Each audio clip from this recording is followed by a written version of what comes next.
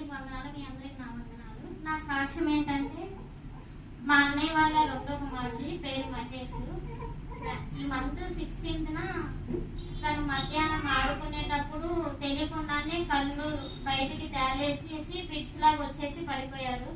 అదే రోజు మా చెల్లి సంక్రాంతి సెలవులు తను వచ్చేసి ఇంట్లోనే ఉంది. తనని కాలేజ్ పంపిద్దామని చెప్పేసి మా డాడీ ఫుడ్ తినేసి రెడీ అవుతున్నారు. ఆ రోజే మళ్ళీ ఫ్యామిలీ అంతా కలిసే, సరే అందరూ ఉన్నాం కదమ్మా, నువ్వు రేపు కాలేజ్కి వెళ్దాము, ఎలాగో పంట పండిస్తున్నాం కదా, వరి ఇది పప్పు నూర్చి వడ్లు తీసుకొని వద్దామని చెప్పేసి మార్నింగ్ ప్లాన్ చేసుకున్నారు. చేసుకున్న తర్వాత ఎందుకో వద్దులే కాలేజ్కి వెళ్తాం అని చెప్పేసి మధ్యాహ్నం 1-2 మా చెల్లి రెడీ చేస్తూ ఉంటే మా అక్క వాళ్ళ ఇంట్లో మా అన్నయ్య వాళ్ళ కొడుకు పడిపోయారు. అక్కడికి వెళ్ళిన తర్వాత తనని తీసుకోవడానికి మా అక్క వాళ్ళు కానీ మా బావ వాళ్ళు కానీ చుట్టూ ఎవరు అంత భయపడుతున్నారు. పిల్లగాడు ఏంటి ఆడుకుంటూ సడన్ గా పడిపోయారని చెప్పేసి. ఇంట్లో అప్పుడు అందరూ ఉండటం వల్ల దేవుడి దయ వల్ల మా వదినేమో ఇంట్లో పడిపోయింది. ఆ వార్త విని మా అమ్మ ఏమో రోడ్లో పడిపోయింది. ఇంక మా నాన్న చాలా ధైర్యం చేసి బీరువాలో ఉన్న డబ్బులన్నీ తీసుకొని పిల్లగాడిని స్కూటీ ఎక్కించుకొని మామూలుగా ఊర్లో ఉన్న డాక్టర్ దగ్గరికి తీసుకెళ్లారు. తీసుకెళ్ళిన తర్వాత ఏం లేదు బాబు, కొంచెం పిట్స్ లాగా వచ్చింది, తనకి 2 years కదా, చిన్నపిల్లలకి అలా వస్తుంది, బట్ మీ చెకప్ చేయండి అంటే ఆ రోజు తను బాగానే ఉన్నారు. ఉన్న తర్వాత నెక్స్ట్ టైం మా నాన్న ఏం చేశారంటే మళ్ళీ కుప్ప నుంచి దానికి వెళ్దామంటే మా అమ్మ మా నాన్న గదిలింది. దేవుడు ఇచ్చిన పంటను వదిలిపెట్టి సంవత్సరం వచ్చే పంట కోసం ఆరాటపడుతున్నాం మనం అని చెప్పేసి తిట్టినా కూడా మా నాన్న ఏం చేశాడు, ఏం కాదులే వచ్చాక తీసుకెళ్దాం హాస్పిటల్కి అని చెప్పేసి పంటలు తీసుకొని వచ్చారు. ఈవినింగ్ 6 అట్లా వెళ్ళిపోయారు. హాస్పిటల్కి వెళ్ళిపోయిన తర్వాత మామూలుగా అక్కడ పిల్లలందరినీ చూసి ఆర్కే హాస్పిటల్లో జాయిన్ చేశారు.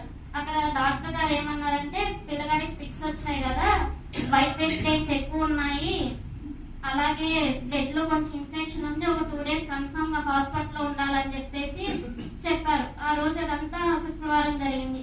జరిగిన తర్వాత సరే అని చెప్పేసి మా నాన్న, మా వదిన, మా అమ్మ హాస్పిటల్లోనే ఉన్నారు. మా అన్నయ్య ఏమో హైదరాబాద్ నుంచి వెళ్ళిపోయారు పిల్లగాడిని చూద్దామని చెప్పేసి. అలాగే ఆదివారం నేను చర్చికి వచ్చేటప్పుడు మా చెల్లి, నేను చర్చి నుంచి ఇంటికి రూమ్కి వెళ్ళే లోపల మా చెల్లి గుంటూరు నుంచి హాస్పిటల్కి వెళ్ళిపోయింది.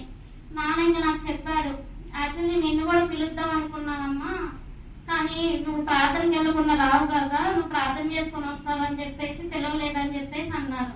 నెక్స్ట్ డే మార్నింగ్ వెళ్దాంలే అని చెప్పేసి అనుకున్నా. కానీ ఇక్కడికి ఆదివారం చర్చికి వచ్చిన కాడ నుంచి నేను ఏడుస్తూనే ఉన్నాను ఆరాధనలో. దేవా, నా కుటుంబంలో ఎన్నో సమస్యలు, ఎన్నో శోధనలు వచ్చాయి.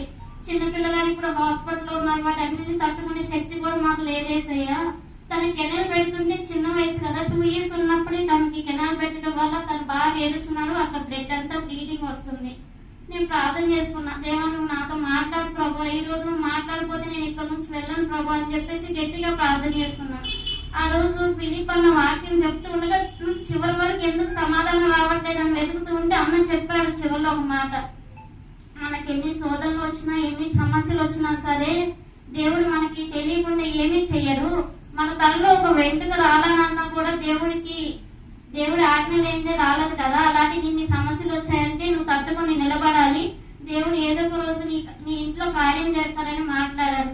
అదే తీసుకెళ్లి మొన్న మా నాన్నతో చెప్పాను, నానా ఇలా మా భాషలో చెప్పారు, ఇట్లా మనకి ఇన్ని సమస్యలు వస్తున్నాయని మనం ఒడుగుడుకులో పడిపోవద్దు నాన్న, దేవుడికి తెలియకుండా ఏ సమస్య రాదు, ఎంతవరకు ఎన్ని సమస్యలు వచ్చినా అందరూ కలిసే నిలబడదామని చెప్పేసి నేను మా నాన్నకి ధైర్యం చెప్పాను.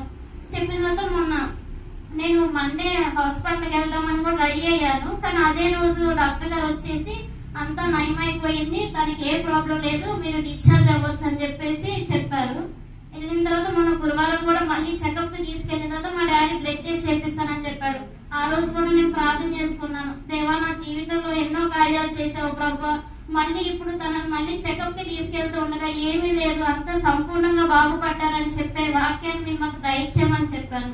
దేవుడు అదే రీతిగా నాతో సాక్ష్యాన్ని పంచుకొని నా కుటుంబంలో మా అన్నయ్య కొడుకుని పెద్ద ఆపద నుంచి తప్పించి నా కుటుంబాన్ని అందరికీ రక్షణకరంగా ఉంచినందుకు దేవుడికి వేలాది వందనములు. ఈ చిన్ని సాక్ష్యాన్ని దేవుడు దీవించును గాక. ఆమేన్.